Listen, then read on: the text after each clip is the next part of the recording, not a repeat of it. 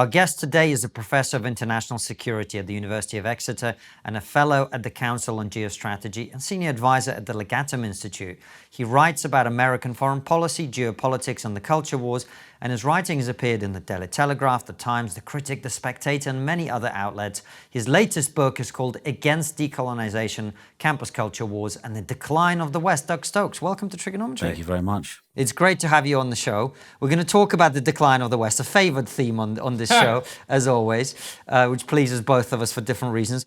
But before we do, tell us a little bit about who are you, how are you where you are, what has been the journey through life that leads you to be sitting here talking to us? Well, I was born and bred in London, in East London, Hackney, East London. Lived there for 24 years. I then left the UK for about a year.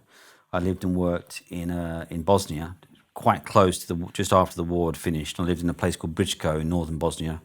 It's still a very contested space. I lived there for about a year, joined two halves of what was called, what still is, the Republika Srpska. So I lived there for a year. And then I came back. I lived in the West Country. I was at Bristol University, my master's and PhD at Bristol University. Then I moved around the UK quite a lot. So that's my kind of, obviously it's potted history. That's my personal history. And now I'm a professor at University of Exeter, been there for 10 years. And I do various other things, work on lots of different projects. The new book's obviously out. And I'm also a senior advisor to the Legatum Institute. And one of the things we were keen to talk with you about is essentially the question that we like to throw at all of our guests is, what's going on, Doug? What's going on? What's going on? Yeah, what's going on? Wow, okay. Well, what's going on? Well, what I'll do is I'll link it back to the book. Of course you will, because you're here to promote the book. Yeah. Well, I'm here to have a conversation with you two. I mean, that's the important thing for me. But yeah. So the book makes different sets of arguments. I mean, what motivated me to write that book was, I've always seen universities as somewhere where we can have open and rational debate and open inquiry, in an ideal world at least.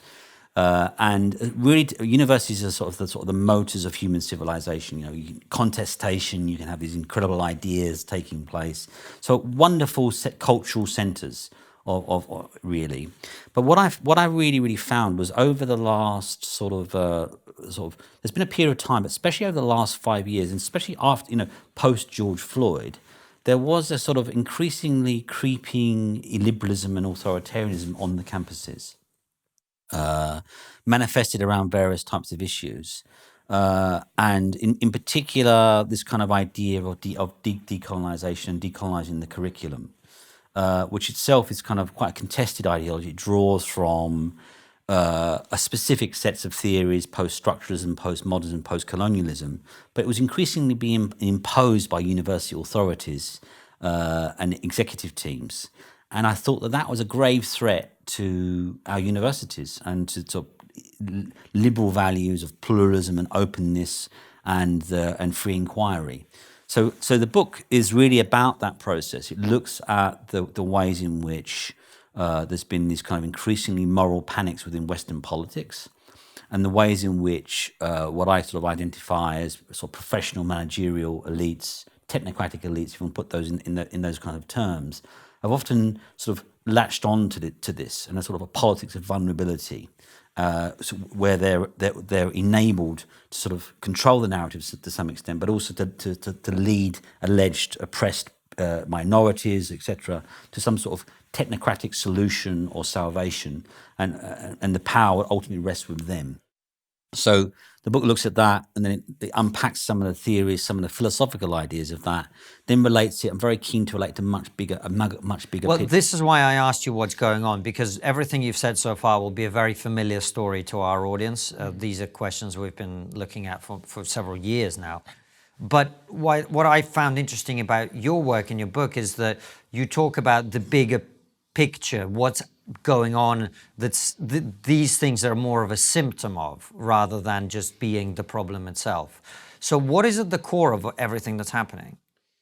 In terms of the kind of the broader culture war, well, there's multiple levels that you can analyze it, right? So I think one of the first big things we need to understand is that what takes place in popular culture or in our life here in the UK, many of it draws from much deeper philosophical currents.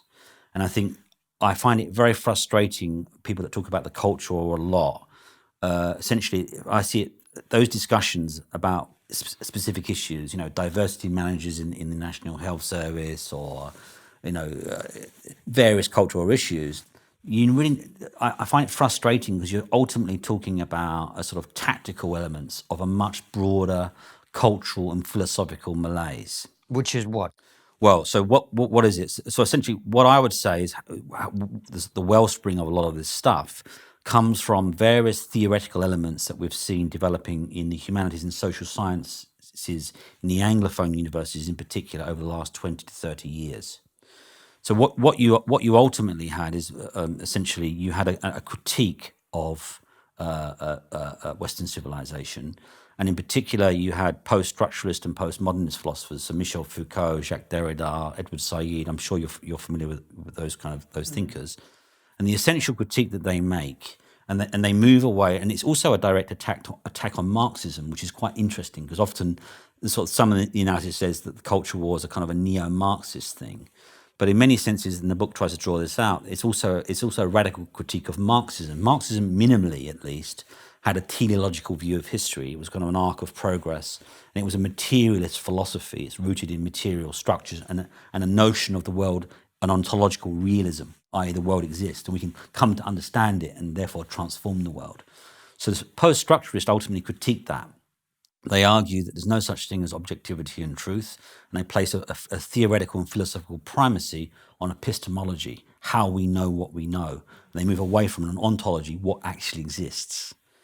So I think on a metaphilosophical, almost a transcendental level in Western civilization, in the Anglophone world at least, that has been one of the big cultural shifts we've seen. There's been a conveyor belt process of graduates being educated in these ideas that have then come out into broader culture. And the essential argument is it places primacy on social constructivism. Essentially, the real world doesn't exist. Reality doesn't exist. All reality is essentially are sets of contested, discursive, or ideological constructs endlessly at war with each other. Okay, and so there's no way of ultimately adjudicating the truth between these different social constructs, given that there's no such thing as reality. And therefore, all of human life is characterized by this endless philosophical struggle to impose one's truth. In other words, if we're looking at the background, the set of the show, and I claim that the wall is made of brick, and you claim that it's made of, I don't know, glue, who's right or wrong isn't a matter of the truth. It's a matter of which of us has more power, status, influence in current society, and therefore that person gets to impose their will on everybody else. Exactly. Right. And so in the book, what I do is I identify that social constructivism as a fundamental philosophical transcendental value that is now at the heart of Western civilization, in particular Anglophone civilization. And that's exactly what it argues. There's no such thing as truth or objectivity or science, and therefore everything is about contestation. Power. And essentially, so the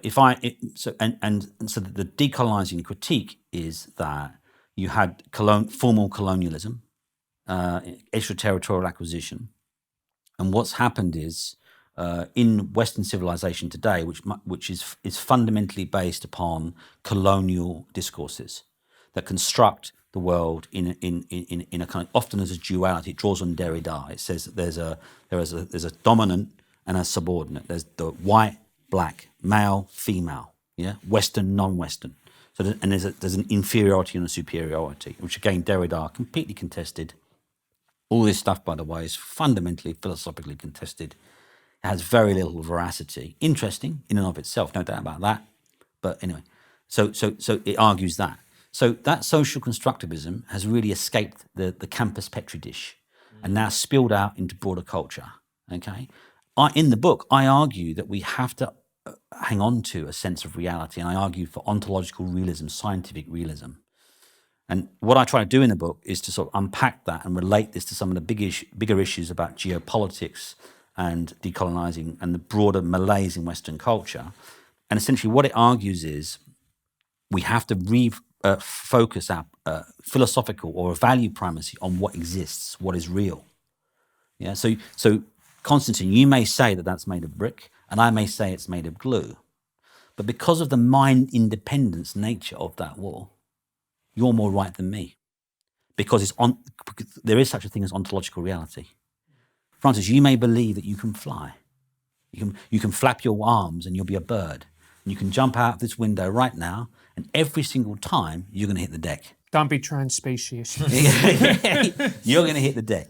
And you're going to hit the deck because there's the ontological reality of gravity. In other words, there is a world that exists independently of our consciousness. Okay? And because of that, it creates a boundedness on what is true and what's not true. In other words, there's a rational adjudication. You may believe that earthquakes are the angers of the gods, or I may believe it, but we know that it's the tectonic movement of the plates of the earth. Do you see what I mean? So because of the primacies placed on ontology or reality, that's why Kathleen Stock's book, she's a philosopher, her subtitle was Why Reality Matters. It's a material reality. So I argue that we must return to basic values, not in terms of imposition, but we have to ultimately return to the rational adjudication of different claims as to one's truth. Some are more true than others. Otherwise, we end up in that social constructivist stew of judgmental relativism. You can't have an opinion. How dare you think that? My truth is as valid as your truth. You say it's brick. It's not brick. That's a mere imposition of your colonial mindset on me. And who are you to say that to me? My truth is my truth. I can define who I am. I can be whatever I wish to be. There's no such thing as truth. And your desire to put that on me is a mere imposition. How dare you? You see what I mean? So you begin to see, so that's a big part of it, is the old cliche, politics is downstream of culture. You've heard that hundreds of times, no doubt about that. But that captures something. What the stew that we stew through unconsciously, not even knowing it, it's just reproduced unconsciously, often does come from a much deeper philosophical, theoretical base, conceptual base. So Western civilization now, I'll wrap up in a couple of seconds, Western civilization now is characterized by generic judgmental relativism and social constructivism, which is fundamentally antithetical to the values that came before. And I would argue some of the values that really helped to progress all of human civilization. Doug, there's a lot to unpick there. But firstly, this is really dangerous. And I'll give an explanation as to why. I remember, I think it was Clinton actually, I saw an interview with that non-problematic figure, Bill Clinton. He was talking about peace talks between the Arabs and the Israelis. And he said, the first thing is, right, we disagree on everything here. Can we agree that it's Monday? And they went, yeah, we all agree that it's Monday. The problem is, if you can't even agree that it's Monday, then you're never going to come to any type of agreement on the more complex or important things. Exactly. And so what that does is that's exactly right. That foregrounds a judgmental relativism. It says there's no such thing as truth, and human interaction is always therefore characterized, it's a classic Foucaultism, human interaction therefore is always characterized by a form of discursive struggle. Human interaction, so essentially it's always about the imposition of power and knowledge and truth. I'm imposing my truth onto you. So you can really, once you understand that concept, you can really begin to unpack a lot of what we see in the culture war. There are other elements to it, of course, the kind of the weaponization of bureaucracy and technocratic regimes, the complete incapacity of so-called Conservative Party to even get ahead of any of this or get its head around it, the generic sort of general philosophical drift that we've seen. But it's very dangerous. That these ideas are quite dangerous because on the campus you can have these ideas, but when they spill out, you can begin to see the human costs of some of this stuff in relation to what it does to social relations.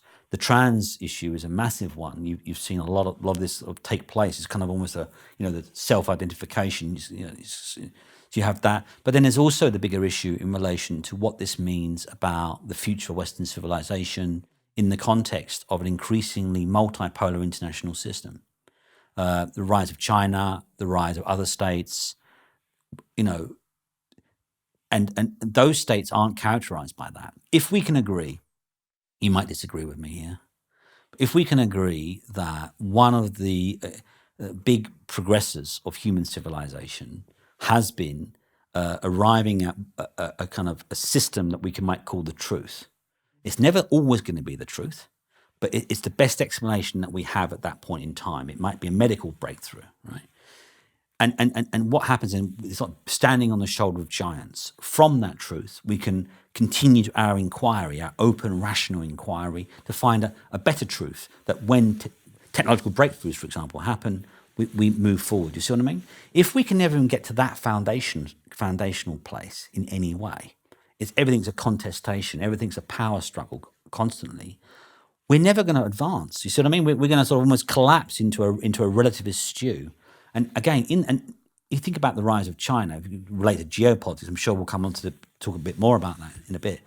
But if what has really helped instantiate broadly a kind of open economic system, economic advancement, innovation, and increasingly multiracial and multicultural societies that are predicated on liberal values of openness and tolerance and pluralism, if you introduce this concept of constant tribal discursive warfare,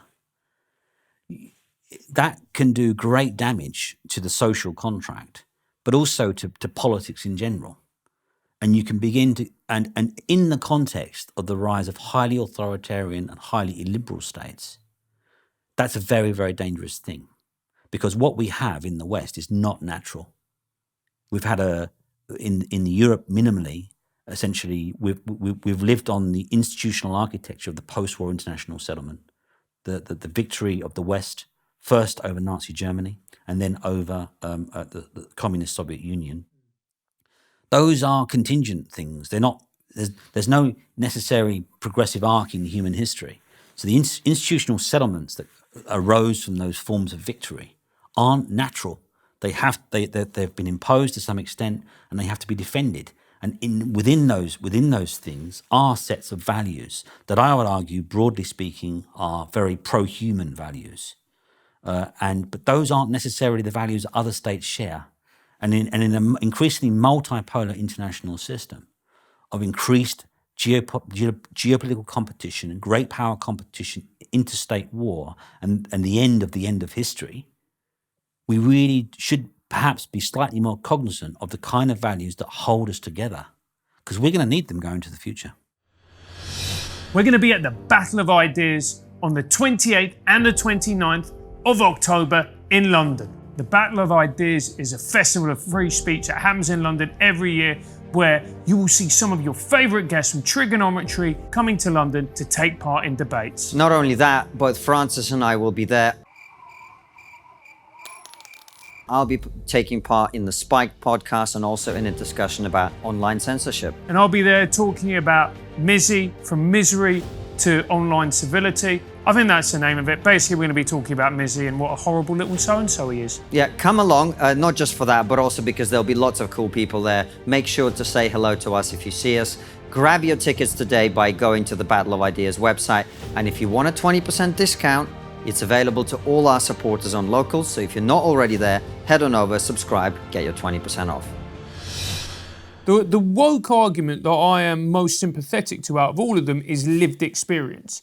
Because the reality is we all have a different lived experience. If, for instance, you're a 5'1", very attractive woman in her early 20s, your experience of life is going to be very different from me. You're going to be offered and given things and have opportunities that I simply won't have.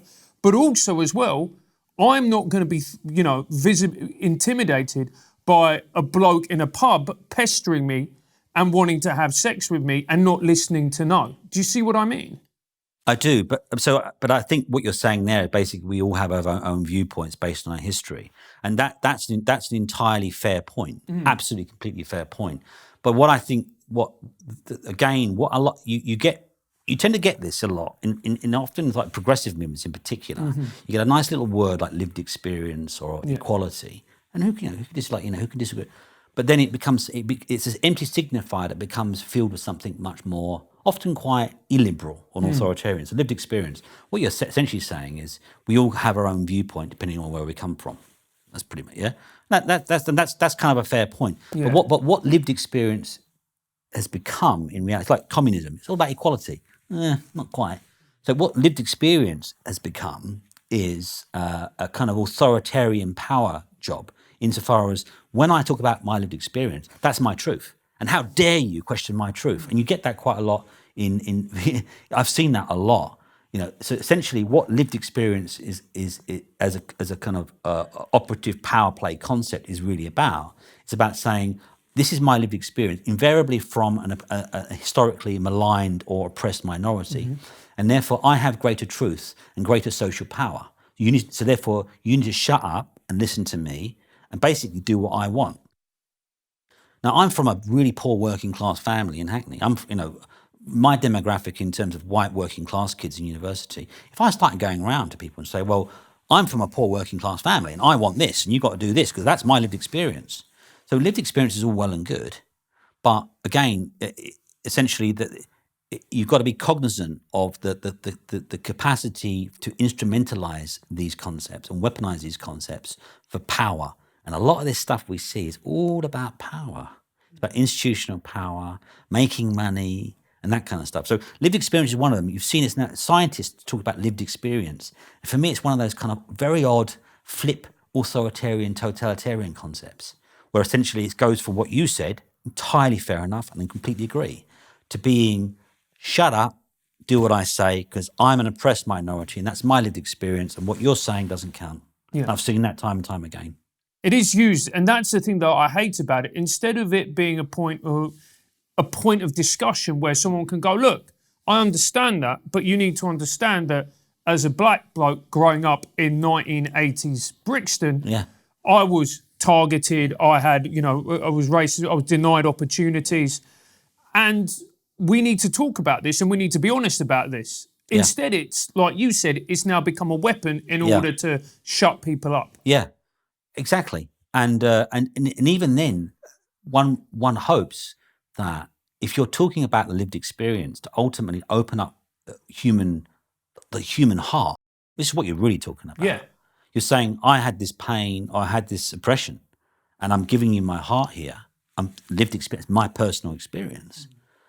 Then one would hope that rests on an openness and a human grammar of compassion and empathy. Yeah. But so often it's not. This is the problem. It becomes weaponized and instrumentalized, and I think I've seen this time and time again. So essentially, it's not a cruel point I'm making, but as a banal point, which is banal in the nice sense, in terms of an obvious point, lived experience, personal experience, of course. But then when that starts to become an operative value at the apex point of institutional cultures, then you're going wrong. Well, what you're talking about really is that some concepts can be misapplied.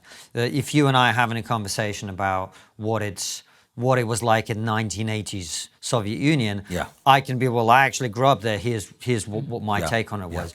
But if you and I were talking about economic statistics about 1980 Soviet Union, and you were saying to me, well, did you know that blah, blah? I was like, well, actually, my lived experience, well, that doesn't apply in the realm of statistics, observable realities of that kind, etc. So I think sometimes it's just a concept that, as you say, has been expanded way beyond its remit, and people will use it to achieve ends that it can't be used to achieve. Yeah, or to stick with your example, you say, I grew up in 1980 Soviet Union, and that was my lived experience, right? And I make a point. Oh no, I don't want you to speak because that's my lived experience. And so what you see is what I call a trauma shield, a trauma bubble. You sort of talk about it, and again, it speaks to this kind of this politics of vulnerability and this sense, the weaponization of trauma we see as well. It's a very common thing, and victimhood. Yeah. And the sad thing about that is genuine. It may well be true, but when it's weaponized, instrumentalized as essentially a power play, for me to say, well, yeah, I was born in the 1980s Soviet Union, and therefore it gives me, I'm on a higher moral perch than you, to sort of give you my truth, and it trumps your truth. And under that, then there's an emotional power play. Okay, so let me chart this in simple terms, because I want to get from what you're saying, which is erosion of the concept of truth, tribalism, accelerated by the very idea that we all have our own unique perspective and mine is more valuable than yours because I have a certain blah, blah, blah, to the concerns you have about geopolitics and geostrategy, etc. Right? And so the idea, correct me on any of this if I'm incorrect, is because Western societies are increasingly divided along these arbitrary lines between groups that are drawn not by a contestation of what reality actually is, but simply about who can make the most noise, who can have the greatest claim to victimhood, who can have the biggest complaint, whatever it might be. We actually can't agree about what our values are, and therefore when we are engaging in the battle of civilizations, or at least in geopolitical competition, we don't know what it is that we stand for. And so we're living off the fumes of the values that were created in the post-war period that we no longer as a society actually universally believe. Yeah. I mean, so think about this, right? In terms, if we take this desire for diversity, inclusion, and equity. So equity is a concept that obviously conflates equality of opportunity, which is a completely optimal way of running society in many senses. You want the best people, irrespective of their sexuality, their gender, their race, to get as best chance as possible to then move forward. And ideally, when you aggregate that at the societal level, you're going to get great outcomes from that. So that concept has really been conflated and collapsed into equality of outcome, where essentially you get often technocratic elites who will essentially engineer and engender forms of inclusive cultures to make sure everybody gets the same. So that then is obviously, in many senses, that then is kind of fundamentally antithetical to Western politics. In fact, it's more commensurate ultimately, the equality of outcome argument, to kind of a Soviet system. This is why my next book, which I'm currently working on, is why the West lost the Cold War. We thought we won it in geopolitical terms, but we lost it in metaphysical terms. So that's fundamentally, and so essentially, when you aggregate that out to a societal level, where you have technocratic elites that are kind of have taken it on their holy mission to uplift people, often people don't even want it. And if you aggregate that out at a society level where people are potentially doing jobs not because they're the best people to do the jobs, or not because they're the most qualified, or etc., i.e., the diversity is a sub variable of a much higher apex value, which is one of merit and selection on the basis of merit. If diversity becomes the apex value in the institutional selection process, when you aggregate that out, i.e., the intersectional characteristic of the individual doing the job, it becomes more important than the capacity to do the job. Well, there was a brilliant article, I think the online magazine's called Palladium, called Why Complex Systems Won't Survive the Competence Crisis. And it talks all about, I really recommend everybody read it. It talks all about how basically in America, a lot of very complex systems like aviation safety and the military, etc., are actually being very badly affected by these diversity initiatives. So I mean, so essentially, there's nothing wrong with diversity per se in any way, and there's nothing wrong with inclusion in any way. But the thing is, those things must be, or if you talk about, those things must be ultimately outcomes of a much more important process, which is the selection on the basis of capacity and merit. The problem is with that argument, Doug, is that I don't know that is possible, because not all groups have the same talents, aspirations, skill sets, and that has been true throughout history. So some diversity will be a natural consequence of selection or competence. But I also think we have to recognize that not all people want the same things or are good at the same things. And so diversity, I'm increasingly persuaded by the argument that artificially created diversity is not a good thing. But also I completely agree with your point. The other thing about that is often the equality of outcomes thing. Again, it underplays or completely erases human agency and therefore human dignity. Yes. If you've got a squirrel, I'm going to give a really banal example here. If you've got a squirrel that goes out in the winter or in the summer and gathers all the nuts up and puts it all away, you know, and hides it away and works hard, and then another one sits there just sunbathing and smoking a blunt or whatever, squirrel, whatever, you know, whatever, right? How fair is it then if you go along to the squirrel number A that's saved up the nuts and say, well, you know what, our friend over here has got no nuts now, it's winter now, he's cold and shivery, give me half your nuts to give to him. I mean, that's not something. So in other words, human agency, people's choices, application, self-discipline and hard work are really also fundamental values. So in many senses, this kind of woke dispensation, we'll put it in crude terms, erases the innate dignity of human agency. And it erases the incentive to create, build, strive, achieve, which is what you're talking about when it comes to geopolitics. So when we go back to your original question about geopolitics, if some of it's very much about values and metaphysical, almost transcendental values, we can put it in those kind of terms. If we've had the subversion of the transcendental or the metaphysical values of Western civilization, where new sets of values are replacing the old ones, and that's we then aggregate that at a societal level, a civilizational level. And we're doing this in the context of an increasingly multipolar international system, the rise of incredibly powerful civilizational states that have extraordinary sense of nationalist purpose, national pride, also feed off a decolonizing narrative, and also now spreading around the world and as an influence operation, a psychological operation. I'm not saying it's all rests at the feet of Chinese or Russian propagandists, but the idea that there's not influence and psychological warfare taking place is for the birds. Trust me on that. So why do you say? Why should people trust you on that then? I've worked in the security, intelligence, military fields, academic fields for many, many years. My PhD was on counterinsurgency warfare, for goodness sake, psychological operations.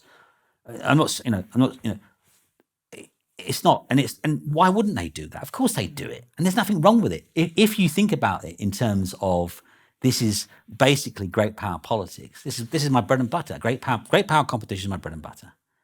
And states will do what states do, right, in their national interests or national security interests. Of course, China, using its incredible economic leverage with the Belt and Road Initiative, is running all over the Caribbean, investing tens of billions of dollars in the Caribbean infrastructure projects. And of course, they're going to say, you need, reparations against the colonial masters, and to sort of create this soft power. Of course, and you know what? That's natural and normal. I mean, states will engage in psychological operations and warfare. But coming back to the other, so we can come on. But come back to, if we then think that what we have in the West isn't natural, we didn't just roll out of bed with a pina colada and a nice sort of international. No, not much war here is there. Not been invaded since 1066 because we're an island, stopping power of water, etc. But none of this is natural, right? And it rests on an international dispensation, an international order underpinned by American power, American military power in particular. Ukraine would be most probably singing from the Russian national anthem, absent the very early intervention of the Brits, but in particular the Americans. Right? I mean, that's really so. America remains the key linchpin power in the broader liberal, what's called the liberal international order. If it keeps being characterized by this process of denigration and being torn apart, you do have these very capable states out there, and human history doesn't just rest somewhere. It's a constant process of flux and change. So that comes to sort of the big point of the book. Don't take what we have for granted. I mean, it sounds really trite to say it, but freedom isn't free. Freedom isn't free. It has to be defended and loved and cherished. And it just being nice to people, being kind is not enough. Unfortunately, you need people like me and others, or sort of to some extent, or to sort of guard against stuff. And what we have is to some extent under the outer edges of it. Most people don't see it. Rests on a hard power basis. You have you're on Russia and Ukraine. you see it really brutally there. Great power competition in the fields of Ukraine is very raw, and we see it in the flesh there. Do you see what I mean? Yeah. So that's a really big thing. And so I try to tie it all together in the book. We have to see this stuff in a much broader civilizational context. But Doug, you made a really good point, which is freedom needs to be defended, loved, and cherished. My issue, I don't think there's enough people in this country. There's more in America, but there's not enough in this country who defend, love, and cherish it. And once that happens, we're in a pretty parlous state, aren't we? That's a great point. I mean, a depressing point for me was during the pandemic. By the way, Doug, this is what I do in this show. I just make everyone miserable. You kill the vibe. This is what I used to do in my youth, and I do it now. No, it's great. So essentially, I think the British, the kind of cultural DNA of the Brit, pugnacious. There's an element to the British culture doesn't like to be told what to do. There is this kind of almost innate DNA of freedom there. You can trace it back, and people take the mickey out of it. But Magna Carta, and there's that standing up against Nazi Germany, standing up against communism. There is that kind of very strong sense in the British people. But on the flip side of that, there is also that finger wagging and follow the rules and the curtain twitching. So I found the pandemic to be really, really depressing because it really brought out that element, that part of the British character, moral policing, and dobbing in your neighbour and stuff like that. And then we saw that in British politics, with the Conservative Party. I think the Conservative Party, I hate to say it, but I think they do bear a large chunk of responsibility, because I just don't think they quite get what the stakes that are involved in this. And if this rests, if the ultimate meta value of a Conservative Party is the preservation of a specific civilizational dispensation, they've really dropped the ball on that. Well, the only objective of the Conservative Party at the moment is the preservation of the Conservative Party, and they're not even doing that very well. No. No, it's an endless psychodrama. If you want to stick, just a quick point about. Carry on. Sorry, I didn't mean to disrupt. No, not at all. But I mean, this is also the frustration is that the people say that the Conservative Party are sort of weaponizing the culture war, and they're using the culture war as a kind of weapon to divide the working class. My thing is, it's complete nonsense. The Conservative Party, as far as I can tell, on the culture war, are utterly strategically clueless. I'll give you an example of it, right? In the last 3 months of the Blair government, they passed the Equality Act.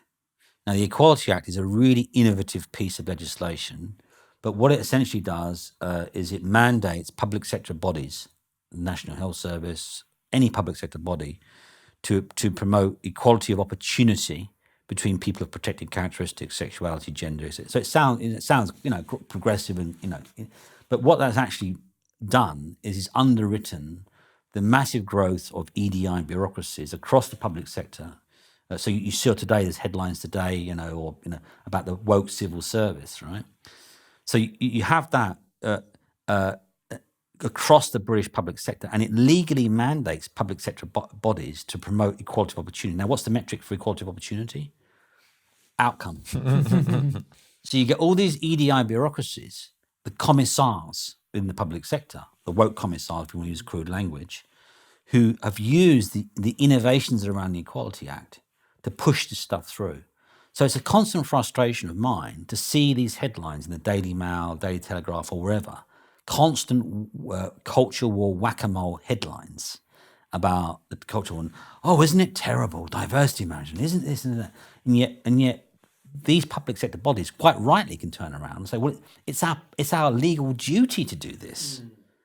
So the idea that the Tories have been fighting a culture war when they've left this on the books, left for them like a grandmaster chessboard, the last 3 months of the Blair government, and have left it completely unreformed, and then the pernicious and authoritarian liberal elements of that act, the unconscious bias, the microaggressions, all this stuff we see, that all comes from that act too. Why? Because one of the ways in which employers in the public sector are going to discharge their duty under the Equality Act is to say, well, we've run these training programs and all of our employees have gone through these training programs and therefore we've discharged our duty. Do you see what I mean? So it's all the pernicious elements of that act. You know, I've gone off a little bit there from geopolitics, but it just underlines the point about we have to understand the deeper tactical and strategic terrain upon which a lot of this stuff that we talk about in the culture wars and geopolitics, it rests on a much deeper infrastructure. Do you have a website, or do you plan to have a website?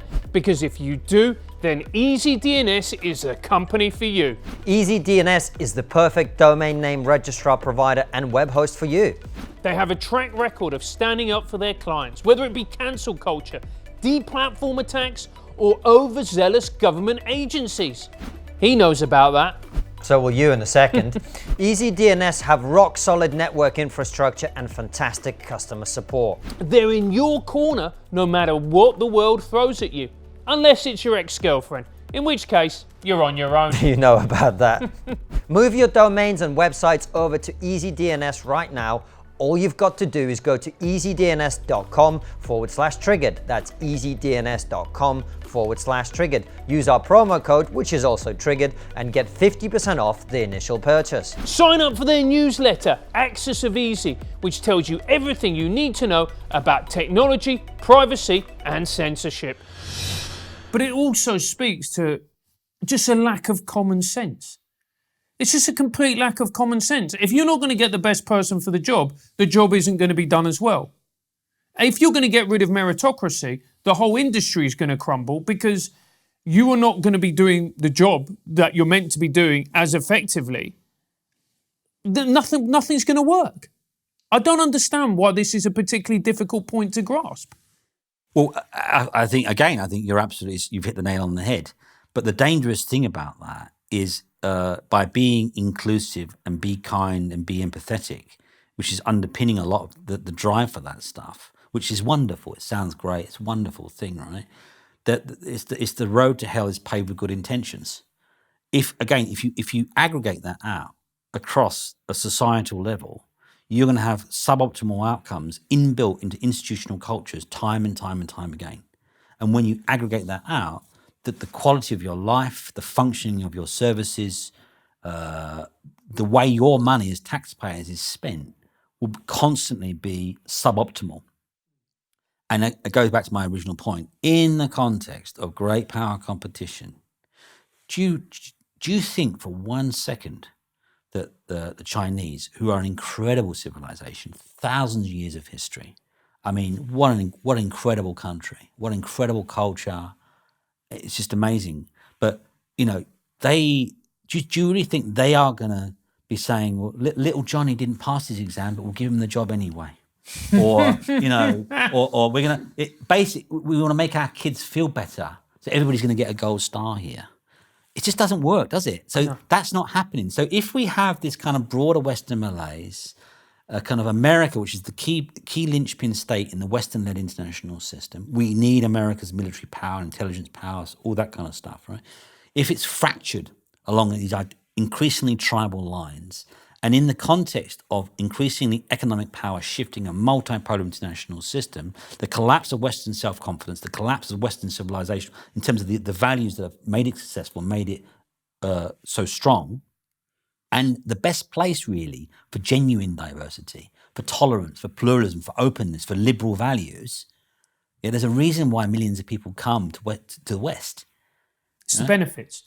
Well, it's the benefits, basically. Yeah, I know, absolutely. No, but it's the benefits of the society, the deeper values that we have. An emphasis and a primacy placed on human dignity, the capacity for freedom to allow you to realise your dreams. Not everybody's always going to win a gold star, but broadly speaking, what other part of the world, where else would you want to live? Where else would any minority wish to live in human history? Is it perfect? Of course it's not. But it's not a million miles from, it's pretty good. Pretty good. Doug, how much of this is about feelings? Because you mentioned, little Johnny in China isn't being praised for getting a D. But here, little Johnny is being praised for the effort that he put in to get a D. And, you know, I have a young son, and my wife and I sort of argue about this, or certainly, we don't argue, but it's a constant ongoing conversation, because on the one hand, yes, you want your children to grow up feeling happy and they made effort and blah, blah, blah. On the other hand, as we talked about, the wall is either made of brick or it's not. And you either got an A or you didn't. And your civilization is either successful or it's not. And your military is either capable of fighting or it's not. How much of this is about the obsession with our own constant obsession about our well-being and our emotional well-being? Because some of the most meaningful things I've done in my life have been created and done in spite of periods when I've had to suspend my immediate feelings about how I feel in this moment and go and do something that's difficult, or go and do something that's unpleasant, or go and do something that's hard. Yeah. Right? Yeah. So how much of it is about that? Well, I understand the struggle that as a parent you feel. I am a parent as well. And that is, you want to nurture and love your children. And it's a fine line between making sure little Johnny's feelings aren't too hurt and you protect their precious self-esteem and you love them so much, but between also exposing them to values that are real independently of where we may be in our civilizational moment. They just are. The values are ultimately reality bites in that sense, right? But I think I completely agree with your broad point, and that is I'm the same. I mean, I feel anxiety a lot. I've felt like my periods of most intense growth have come when I've been put under incredible pressure. I won't go too personal, but I mean, but it's I used to have somebody that was close to me academically, senior to me, that supervised me. I won't go too much into it, and he was brutal, absolutely brutal. He'd tear it down, really brutal. But and he sort of tore me down. But then, but in that process, I grew as an adult. Do you see what I mean? So there's it's sort of psychological. There's a lot of stuff is placed on psychological safety, and we need this, right? But what we're doing ultimately is what ultimately makes you grow and become an adult and really thrive internally, spiritually almost, right? Are those moments of struggle, deep emotional struggle? I say I was born in Hackney. I went to some schools, inner city schools you couldn't begin to imagine. Maybe you could from the former Soviet Union. I don't know. I think yours were a lot worse. I mean, I'm talking about guns. If you're talking about safety, like the Soviet Union was actually pretty safe. Yeah, well, my schools were characterized by constant violence, knives, CS gas, guns. It was terrible, right? And a lot of my peer group are dead or in prison or whatever, right? So that was that. But the way I've tried to deal with it, I don't want to get too autobiographical here, but those moments of struggle where you are pushed and steel sharpens steel and pressure creates diamond, those are fundamentally important, because those are the moments of real deep personal transformation.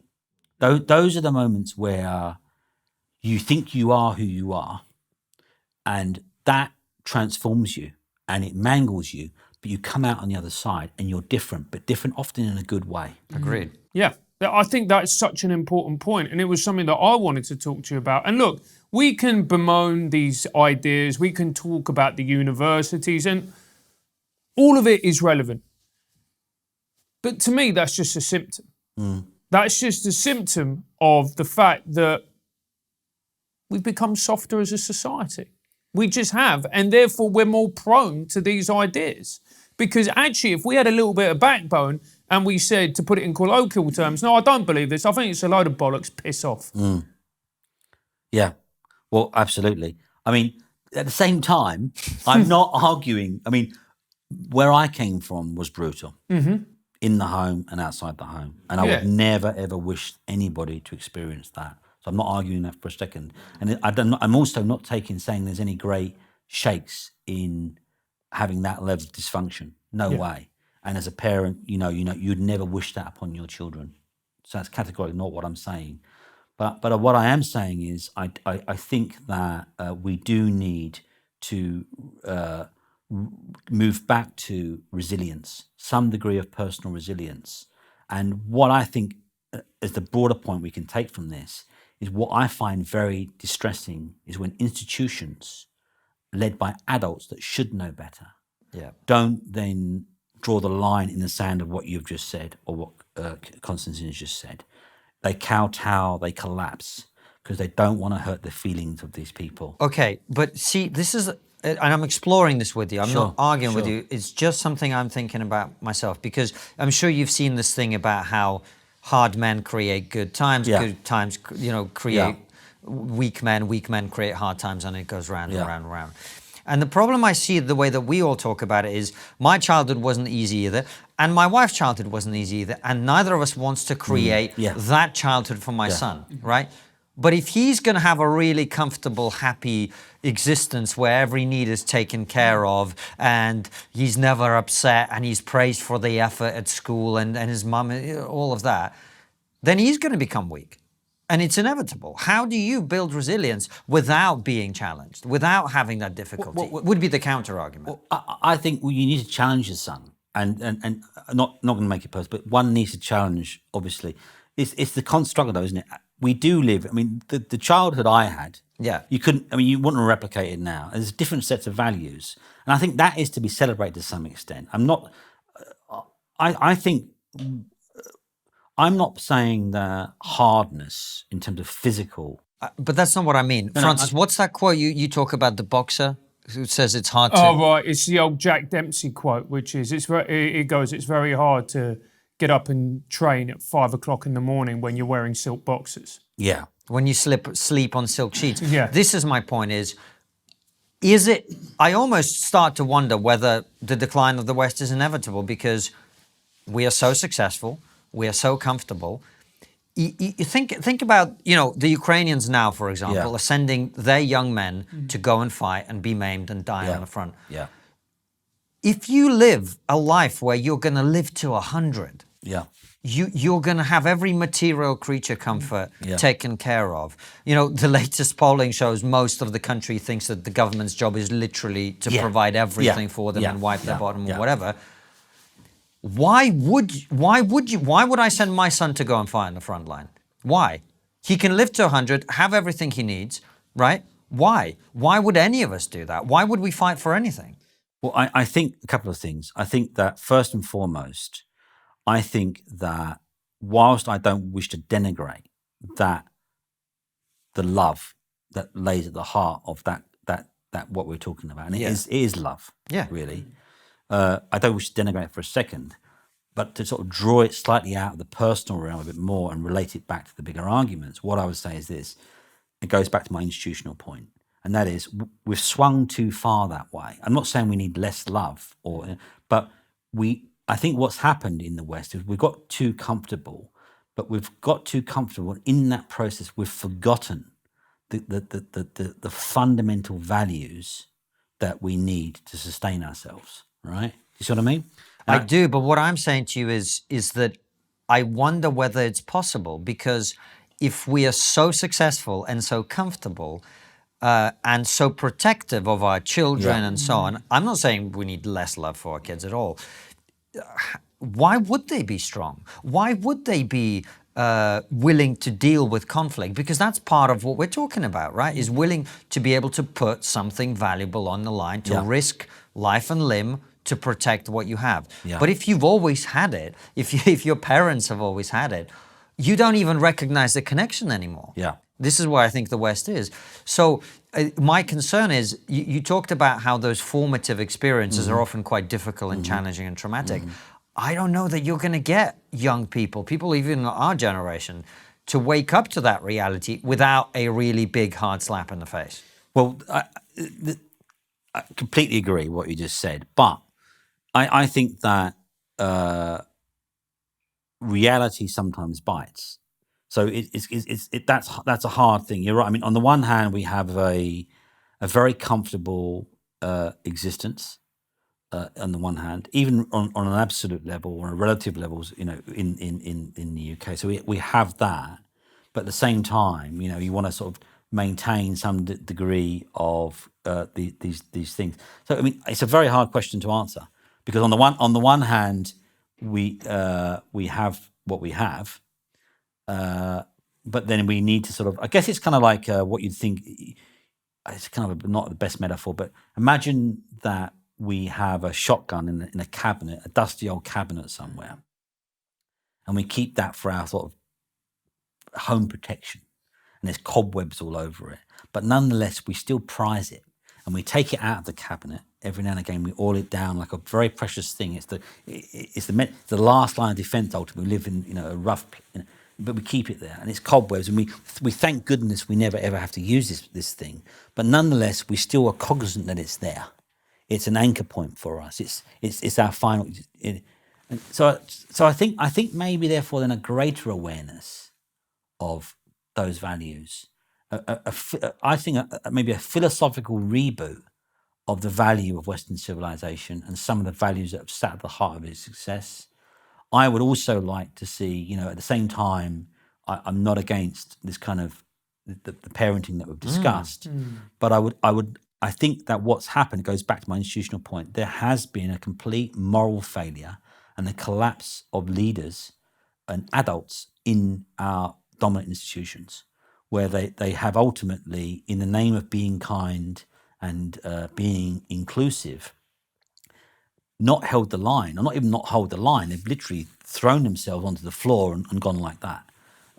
The Church of England being a classic example, but across, the National Trust, all of our institutions seem to wish to genuflect and deconstruct themselves and ultimately repudiate the very nature of Western civilization. And I think this comes to another big point, and that is the kind of potential backlash that kind of institutional signalling can create in the UK. We're seeing it now. There's some polling data recently about sort of issues around trans issues. We're seeing it in the politics of America too. And so whilst these institutions think that they're doing God's will, or they're sort of deconstructing and on this sort of thing, I think that they're potentially storing up a great deal of trouble down the line, potentially, for British politics, because it does rest on a script of national repudiation, the undermining of institutions, the constant belittling of ordinary people. You saw it in the Brexit debates, for example, all the time. So that's another element too that I think we should be aware of. And it's also as well the absence of leadership. It seems that we are completely devoid of leaders. And it's not just in politics. If you read about sport, there's people that in sport saying it's more and more difficult to find captains, to find leaders, because it doesn't seem that anybody wants to take on that mantle, because people collapse, they crumble at the first sight of criticism. But this is what I'm saying, guys. This is kind of my point, is we can blame institutions, we can blame the people at the top of sporting organizations, but if you have generations of people coming through who've been trained to think in a particular way, who've been trained to think that their feelings matter more than reality, who've been trained to think by the experiences around them, not because a woke teacher is indoctrinating them, but they've grown up from the age of 3 with everything that they need catered to. Why would they be resilient? But that's why I think that there has been a failure on multiple levels, not least in the universities. Universities, when I first started, for example, were somewhere where still kind of very late teen brain children, 18 but still young, would go and would be subject to those to sort of very strong critical debate, pushing them outside the comfort zone, being exposed to a broad sets of ideas, contested. It was a much more sort of politically heterogeneous as well, 20 odd years ago. And those kind of values that I spoke about were more in the university context. There was a sense that you go to university and you're pushed hard, right? So I think that there's various reasons why universities have moved from that model to being essentially a sort of continuation of school. and therefore the kind of commodification, but also the diversity inclusion. I mean, that often revolves around issues around self-esteem and making people feel good, right? Rather than pushing people outside their comfort zone so they grow. They grow as people, they grow as adults, which is ultimately truly liberational, is it not? So I think in the university context, that has really fallen down. So if we think that there are kind of transmission points in one's maturing journey, in terms of what you've said, so your son is, you love, but then the sets of institutions that he will move through is a process of maturation. But that maturation process, I think, has been lost to quite a large extent. And universities have really dropped the ball on that. Doug, have you ever been punched in the face? I've had my nose broken about 11 times. Right, and so have I. I've been punched in the face, I've been beaten up, whatever else. Only someone who has never been punched in the face would use a sentence like words of violence. Yeah. And that comes from someone who has had a completely mollycoddled life. Because if you have been punched in the face, you will know that words are not violent. Someone saying something nasty about you is not the same as having your nose broken. And I think that's at the very crux of what we're talking about here. Absolutely. Well, because that draws on what we spoke about at the very beginning. If you believe that there's no such thing as truth, and words have the capacity to conjure into being a reality, socially construct reality. If I talk about something and it's intersubjectively agreed upon, that thing becomes real, right? So for people that are saying words are violence, they are unconsciously, implicitly or explicitly, invariably implicitly, drawing from a deeper philosophical value set that comes from that kind of deconstructivist, post-structuralist, socially constructivist epistemology theory of truth. Words are violence according to their theoretical perspective, because by saying this, you're bringing into being the reality of it. You're narrating that into being. It's complete garbled nonsense, but that's their position. So for them, but I completely agree. The realism of actually getting punched in the face, getting your nose broken or whatever, versus that. But then again, I guess that speaks to the kind of the dalliance. And again, it's perhaps an overused metaphor, but you often hear this about the late days of Rome, right? Where there'd be cross-dressing and mass orgies and sexual degeneracy and all this stuff taking place. And essentially the argument is, they're at such a comfortable point, and then the elites, the institutions, and the marital valor and the honor and the integrity was lost. And it became increasingly, they were bored. They had this luxury. The elites had this aristocratic, and the elites, the Roman people had this luxury. Decadence. And they started, it was a frippery. And before you know it, the barbarians are through the gate. And people inside Rome maybe have opened up the gate to let the barbarians in. It's all fun. It's a wonderful, joyous occasion. We're being inclusive or whatever. I don't want to extend the metaphor too far, but you see what I mean? I completely agree. Well, on that happy note, we're going to wrap up this part of the interview, Doug. We're going to move to locals in a second and ask you some questions from our audience and continue the discussion as well. Before we do, though, we always wrap up this part of the interview with one final question, which is, what's the one thing we're not talking about that we really should be? Ooh, we've covered it to some extent, but the one thing I think that we need to think more about is the contingent and fragile nature of where we are in the West. If there's one takeaway point I try to do in the book, and that is to say that what we have in the West is not natural. It's an institutional outcome. It's a social outcome. It rests on values and the will to power to defend it. And it's not too bad. It's really not too bad. So we need to be cognizant, the primary takeaway, we have to be cognizant of what we have and the contingent and fragile and precious nature of it. And we throw it away, we let it destroy itself at great, great peril. Doug, it's been an absolute pleasure. Thank you so much for coming on the show. Follow us now on Locals, where we're going to be asking Doug more questions and some of your questions as well. See you there, guys.